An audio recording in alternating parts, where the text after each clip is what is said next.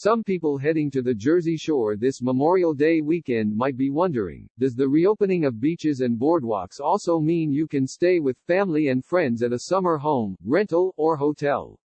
Or are you blocked by the state's stay-at-home coronavirus restrictions?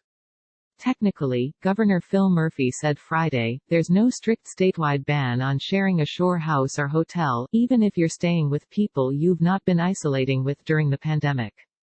But there are limitations. Officials said indoor gatherings remain limited to 10 people in the state, and local municipalities have the right to bar rentals and hotel stays during the crisis. Some have and some haven't, Matt Platkin, the governor's chief counsel, said during the state's daily coronavirus briefing in Trenton. Murphy also strongly encouraged people to be careful about mingling indoors with those they haven't been quarantining with. I would just say, go into that with your eyes open, the governor said. I would keep your distance. That's a personal opinion. I would not be sitting side by side tightly indoors with someone you've not been hanging around with yet. Murphy has allowed beaches, boardwalks, and lakes to reopen with certain guidelines as of Friday, even though New Jersey continues to deal with the second most COVID-19 deaths and cases among American states. Towns are required to enforce social distancing restrictions, including reduced capacity. Eateries are limited to takeout and delivery. People are also strongly encouraged to wear face coverings, though not mandated. Arcade games, boardwalk rides, concerts, and fireworks are not allowed. The move is one of several steps Murphy has taken in recent days to gradually lift his near-lockdown orders during the pandemic as the state's daily number of deaths, cases, and hospitalizations continue to drop. On Friday, the state increased the limit on outdoor gatherings from 10 to 25 people and allowed campgrounds to reopen immediately. Some critics have worried that reopening the beaches could cause another surge of deaths and cases, especially if out-of-state visitors pour into the shore. And some towns have expressed concern that they don't have enough special police to enforce restrictions. Murphy acknowledged that Point Pleasant is one town worried about that. Colonel Patrick Callahan, superintendent of the state police, said law enforcement officials have been working with the state's police training commission to make sure there are enough officers, in addition to state police troopers. We think we'll be well positioned with staff throughout the summer to support the shore towns, Callahan said.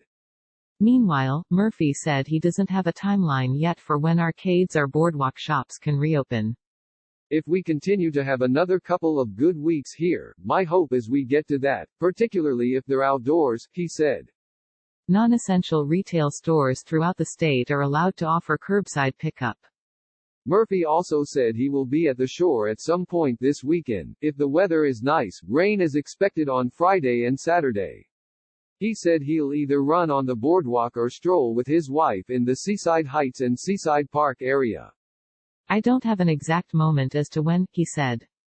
Coronavirus Resources, Live Map Tracker, Newsletter, Homepage. New Jersey, a densely populated state of 9 million residents, has reported at least 10,985 deaths attributed to COVID-19, with at least 152,719 cases, since the outbreak began March 4. Only New York has more deaths and cases among American states. Officials reported 146 new deaths and 1,394 new positive tests in New Jersey on Friday. Murphy said Thursday more businesses, such as salons and gyms, may be allowed to reopen with guidelines in a matter of weeks. Still, with the economy suffering massive losses, some lawmakers, businesses, and residents have been pushing him to move more quickly, allowing more businesses to allow customers inside as long as there are safety precautions. The state Republican Party announced Thursday it is suing Murphy to reopen small businesses, arguing he arbitrarily declared which businesses are considered essential. More than 1.1 million New Jersey residents have filed for unemployment since mid-March, though the number of claims has fallen in recent days. Many say they've been waiting for weeks to get paid and have struggled with the state's busy phone and online systems. Our journalism needs your support. Please subscribe today to NJ.com. Brent Johnson may be reached at bjohnson@njadvancemedia.com.